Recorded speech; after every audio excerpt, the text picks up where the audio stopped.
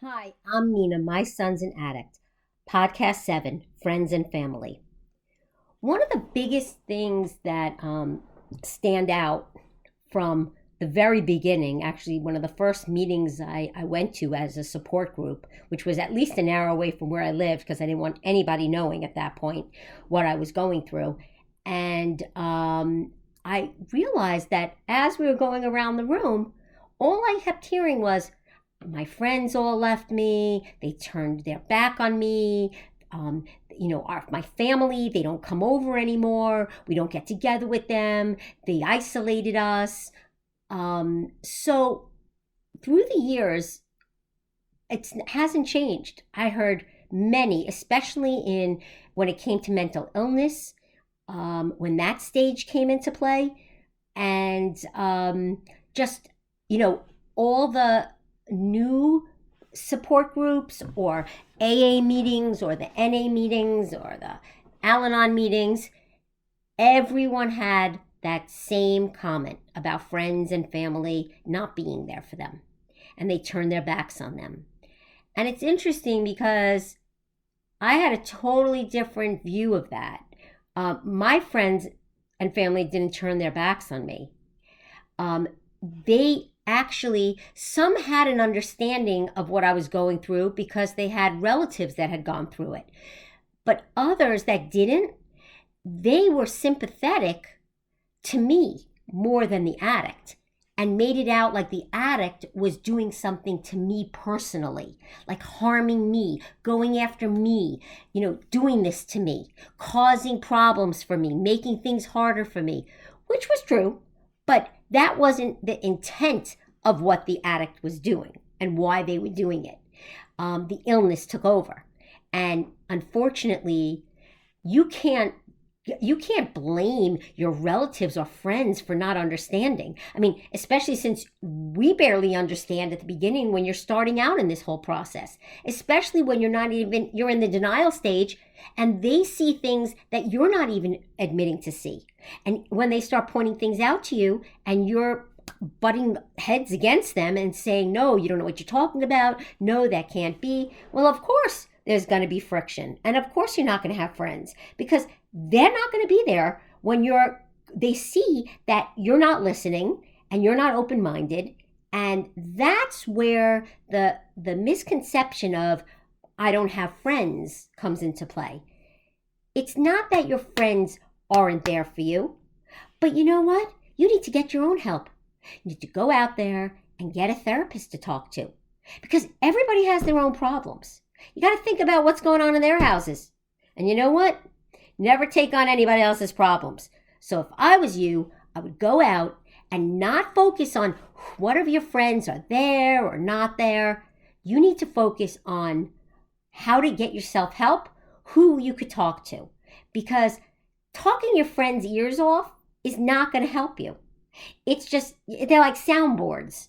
And that's not what you need. And you don't want to use that relationship for that.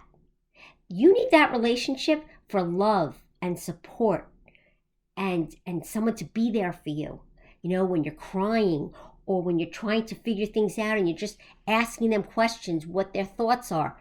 But not to sit there and hour after hour keep discussing the same things that are going on in the house and how he's acting or how the addict is behaving and what they're doing and what happened last night and oh my God. And no, it's nobody's responsibility but your own. This is not something to put on your friends and family.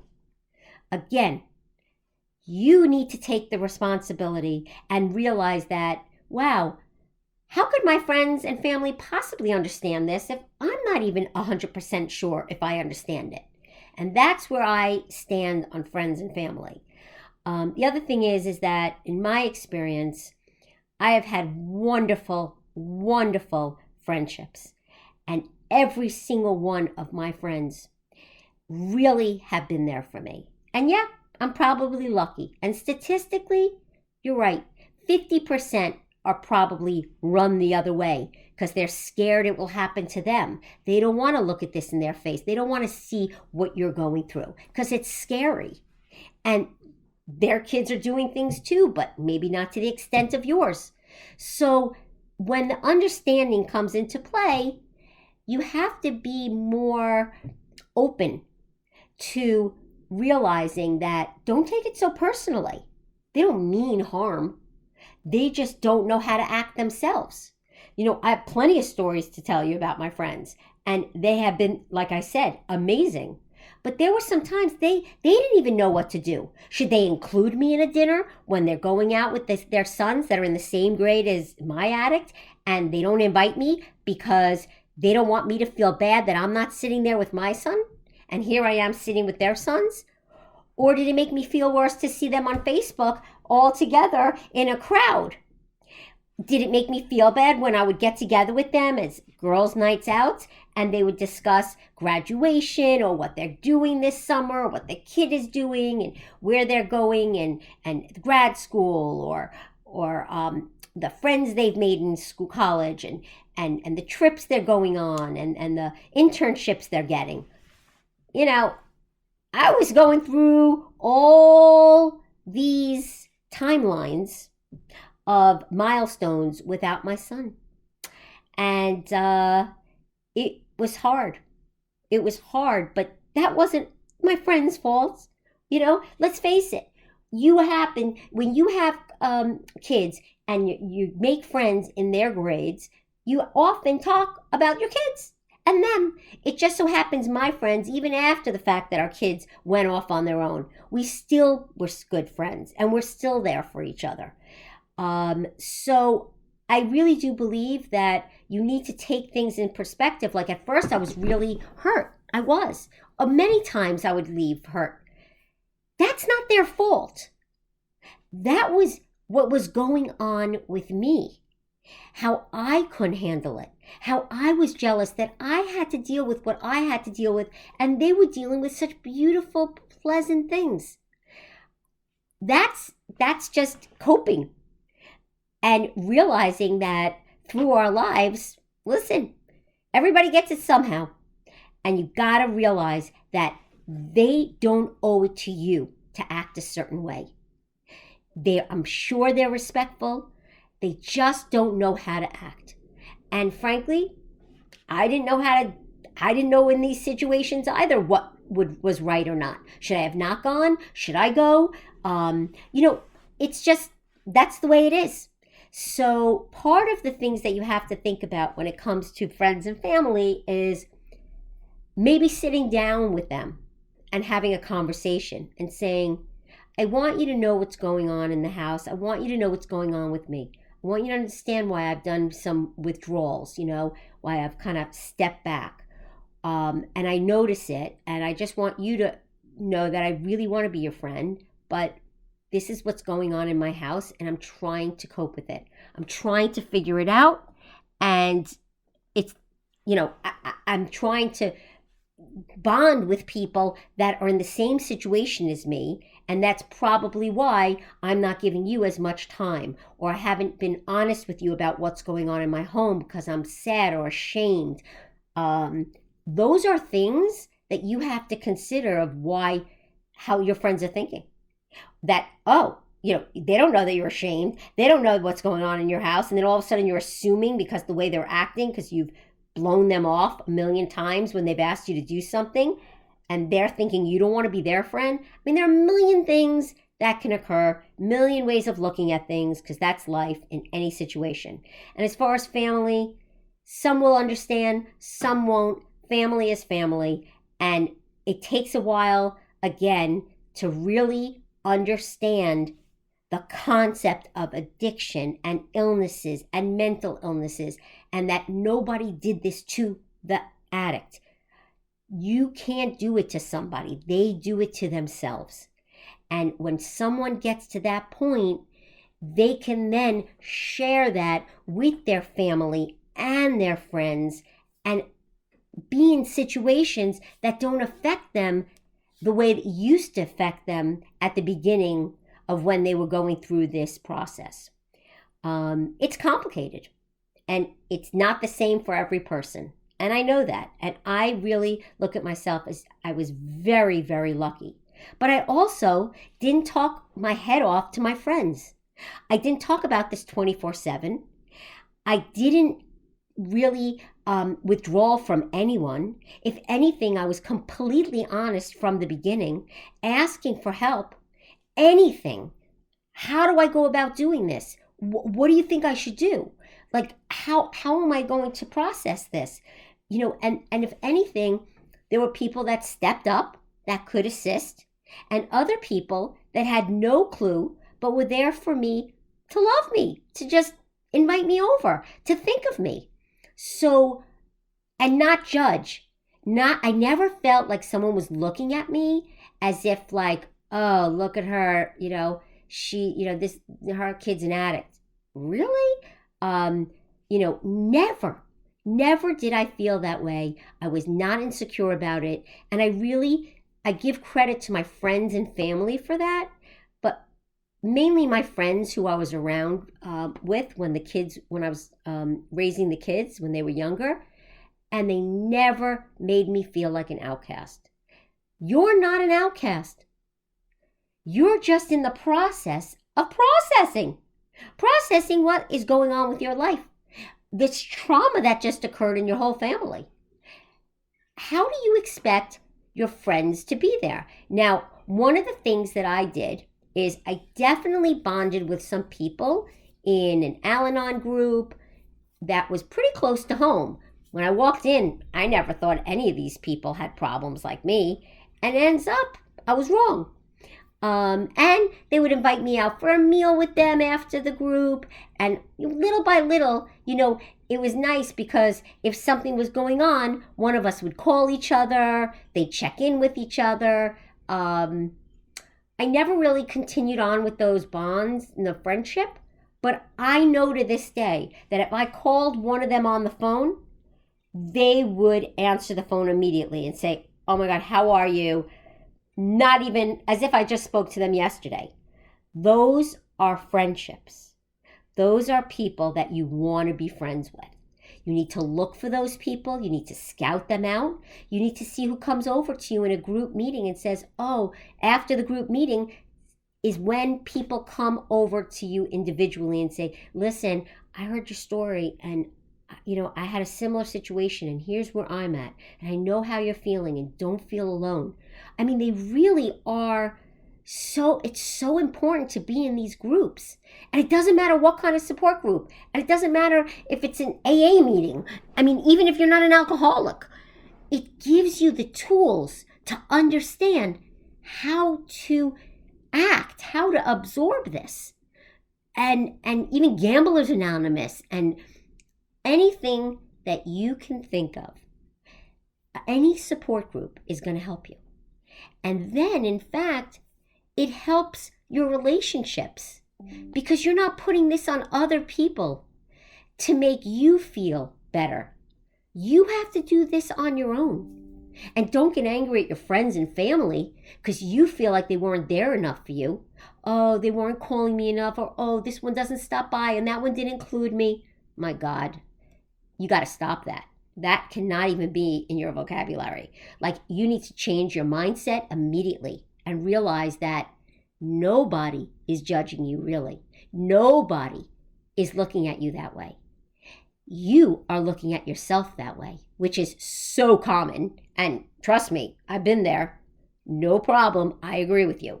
It's hard and it's lonely. And it's very difficult to say if you don't have the proper friendships outside of this world of addiction. It could take some time for you to get back with your friends if you've already isolated them. So that's part of where that comes into, because what I learned from being in these different groups and listening to other parents was mainly that they didn't know how to act. They didn't know what to say to their friends. They didn't want their friends feeling scared about coming over because their kid might maybe hit their kid with a toy or be disruptive and not act like their kid. I could understand it. Totally. Those are the things that as parents we need to realize, that how would we feel if it was turned around and our friend had an issue like this. Of course you'd be there for them. You want to be there. But what does that mean? Everybody needs something else. Does it mean bringing over a casserole to someone and making sure that, they've got food on the table? Does it mean giving them a call every week just to make sure they're okay? Does it mean inviting them out? I don't know what that means to you. It has to be a certain way in order for you to... See, I never wanted my friends to feel obligated to anything. I never wanted to feel like a burden. I was very adamant about that mentally, and I don't know where that came from, but that was one of the biggest things that stuck with me.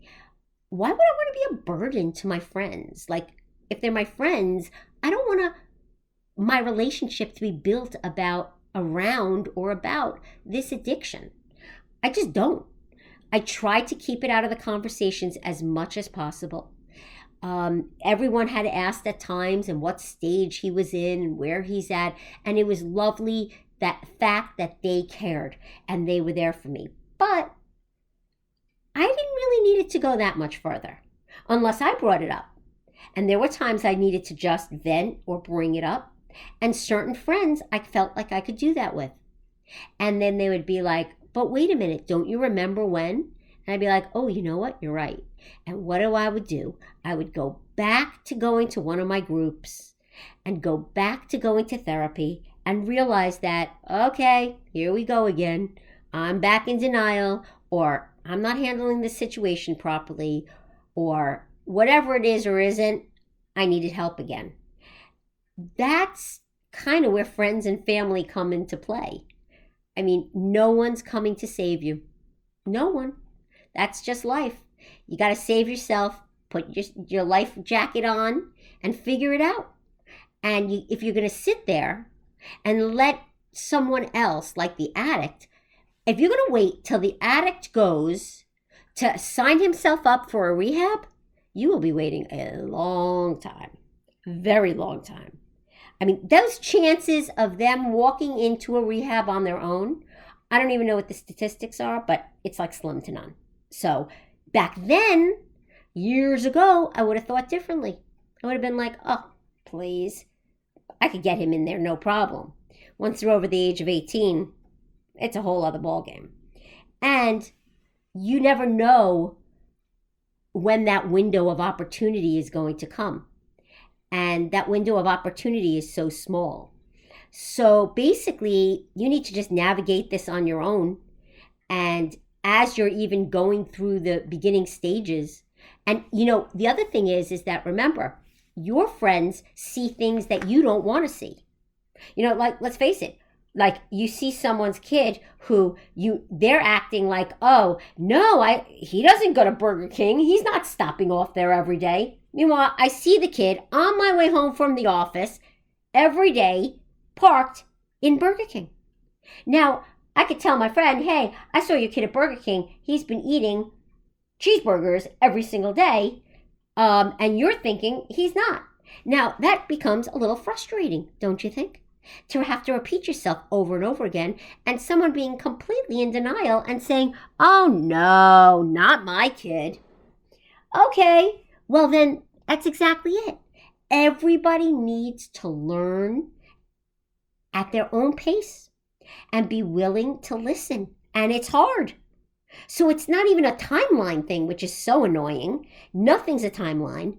Everything just constantly is changing. And even your emotions are constantly changing.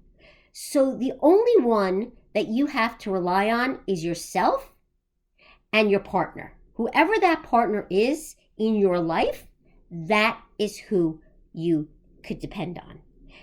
You are not to put this on your kids. They don't need to be involved in the daily activities, the daily therapy, the daily situations of coping with this and what's next and what you have to do and how you're navigating through this. No, they need to be kids. They're not the parent. You are. And your husband or your fiance or your boyfriend or your second married husband, whatever it is. It says a lot when you're with someone that feels confident enough to be able to say, this is completely over my head. Like, I don't even know how you would even handle this. I don't know how you navigated through it. It seems exhausting and tiring. It is. But imagine if you complain to your friends every day. No, you cannot put this on them or your family. And you know what? You make a family gathering. You go and don't even think of bringing him. It doesn't matter if he's out of rehab and you think he's sober. No, he doesn't belong there. He'll just ruin it. Or what happens is they just take all the attention away from why you're there and bring it back to the fact that it's, the elephant in the room. So why would anybody want to do that? But yet, why? Because we feel without our other child, without that sibling, something's missing. It's always going to feel that way, no matter if they're there or not. Because if they're there, sometimes it's miserable and it's not even worth it. Other times, they don't even want to go. And then you push them to go, and you think you're doing the right thing, when in fact, that's not the place for them to be. I'll never forget, there was one year that it was over a Jewish holiday, and I was in Miami Beach, and my son just got out of rehab, and I brought him to Miami, stayed in a hotel. We were there with my other son, and we spent the holiday with my relatives. And what I didn't realize or know is that he was already taking, Listerine, which I didn't even realize that people do that.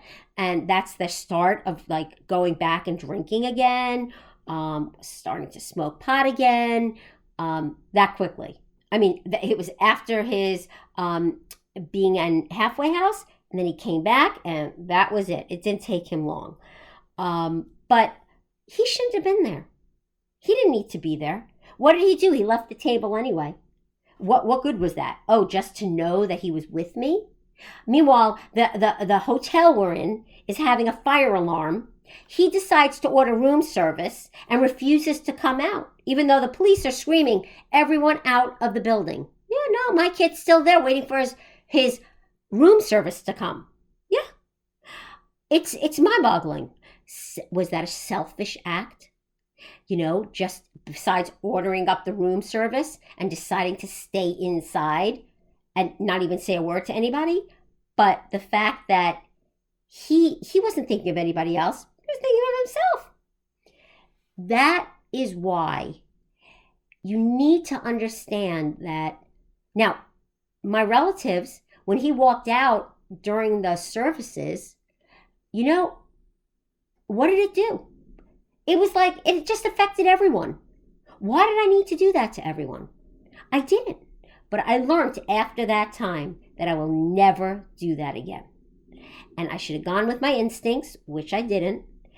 But it was very raw back then, and it wasn't easy to do. So this is a very tough subject because it's not easy. It's not easy for your friends. It's not easy for you. And just always have to remember and reiterate to yourself, you don't know what's going on in their life, and they don't know what's going on in your life.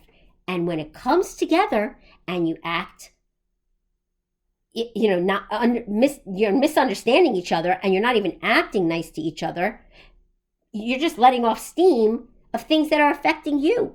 You're deflecting. I mean, like, it's not even something that you should be doing. So you need to be cognizant of that and realize that you don't know how to say it. You don't know what to say. And I would say that. I don't know how to say this to you. It didn't take long for my family to realize what was going on. I was very verbal about it from the very beginning. And I think I needed that. And I think that you, as a listener, should think about what your needs are how this is going to affect you through your life. If you think hiding your kid in your home for as many years as you want is going to solve a problem, it's just going to prolong the ongoing problem. It just is. Making excuses, thinking that things are going to change. No, he has to get a job, but then no, he'll do it after that day. No, he didn't get the job, then now they're firing everyone, and all excuses. Lots of excuses.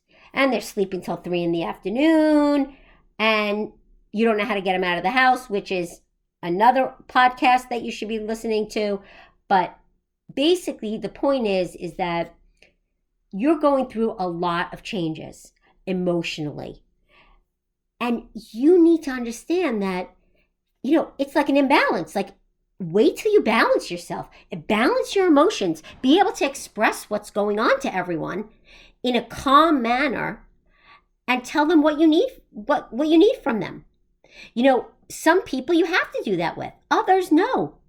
I didn't feel like I had to say anything to anyone, which is really strange when I look back on it. And, maybe I was lucky with one thing about this whole situation.